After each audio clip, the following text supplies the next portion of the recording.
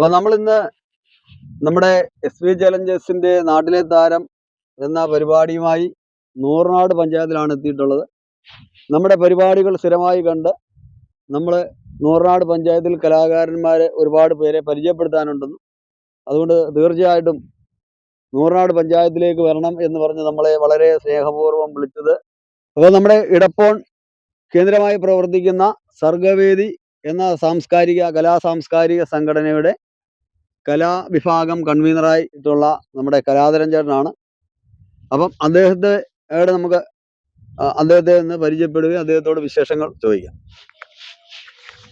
ചേട്ടാ നമസ്കാരം. വളരെ സന്തോഷം നമ്മുടെ പരിപാടികൾ കണ്ട്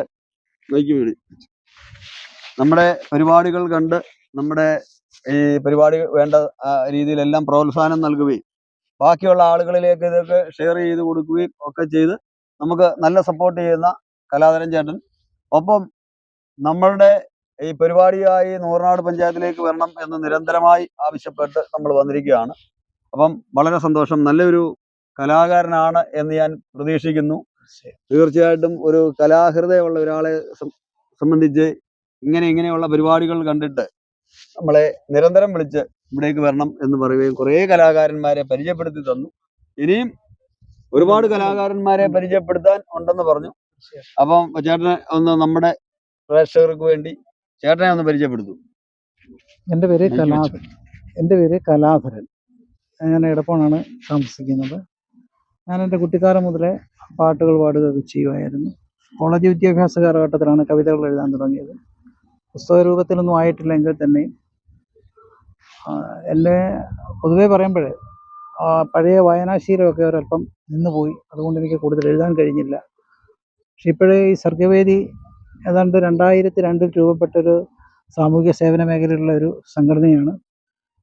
അതിലെ ആൾക്കാരൊക്കെ ഉദ്യോഗസ്ഥരായിരുന്നവരൊക്കെ അങ്ങോട്ടും ഇങ്ങോട്ടൊക്കെ പോയതുകൊണ്ട് കുറച്ച് നാളത്തേക്ക് മന്ദീഭവിച്ചു നിന്നു. ഇപ്പം ഞങ്ങളെല്ലാം കൂടി അത് നല്ല രീതിയിൽ ഭംഗിയായ രീതിയിൽ വളരെ ലക്ഷ്യത്തോടു കൂടി തന്നെ അത് പ്രവർത്തിക്കുകയാണ്. അതിൻ്റെ കലാസാഹിത്യ വിഭാഗത്തിൻ്റെ കൺവീനറാണ് ഞാൻ.